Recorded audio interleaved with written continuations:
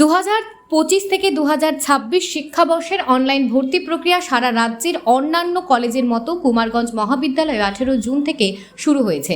দক্ষিণ দিনাজপুর জেলার এই কলেজটি শিক্ষার মান, পরিকাঠামো এবং অধ্যাপকদের আন্তরিকতা ইতিমধ্যে এলাকায় পরিচিতি অর্জন করেছে।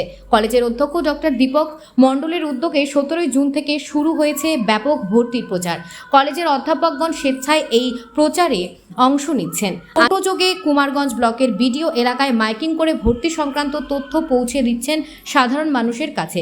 স্থানীয় মানুষ এবং পথ চলতি জনতার প্রচার টোটোর সামনে এসে আগ্রহ সহকারে তথ্য নিচ্ছেন, হ্যান্ডবিল সংগ্রহ করছেন এবং উদ্যোগকে এলাকাবাসী ব্যাপকভাবে প্রশংসা করেছেন এবং ছাত্র ভর্তির ক্ষেত্রে এটি ইতিবাচক প্রভাব ফেলেছে। কলেজে নতুন নতুন অধ্যাপক যোগদান করেছেন, যার ফলে শিক্ষার মান উন্নয়ন হয়েছে। দ্বিতীয় সেমিস্টারে বেশ কয়েকজন ছাত্রী জানিয়েছেন যে নতুন অধ্যক্ষ এবং অধ্যাপকেরা নিয়মিত ক্লাস ও নানান অনুষ্ঠান, সেমিনারের আয়োজন করছেন, যা কলেজ জীবনকে আরও সমৃদ্ধ করছে। কুমারগঞ্জ থেকে নিজস্ব প্রতিনিধি বঙ্গের বার্তা। আনন্দ সংবাদ, শুভ সংবাদ। কুমারগঞ্জ মহাবিদ্যালয়ে ভর্তি চলিতেছে। এই ভর্তি চলছে 18 জুন 2025 থেকে এবং 1 জুলাই অবধি ভর্তি চলবে এবং ভর্তির পর এই মহাবিদ্যালয়ে এসে ভেরিফিকেশন হবে।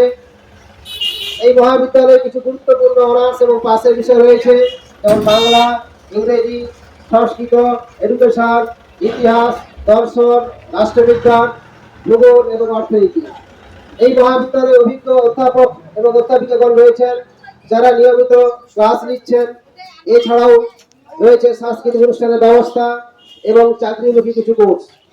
আমাদের মহাবিদ্যালয়ে পড়ার জন্য কোনো অর্থ লাগছে না, অর্থাৎ পরীক্ষা থেকে শুরু করে অ্যাডমিশন সমস্ত কিছুই ফ্রি।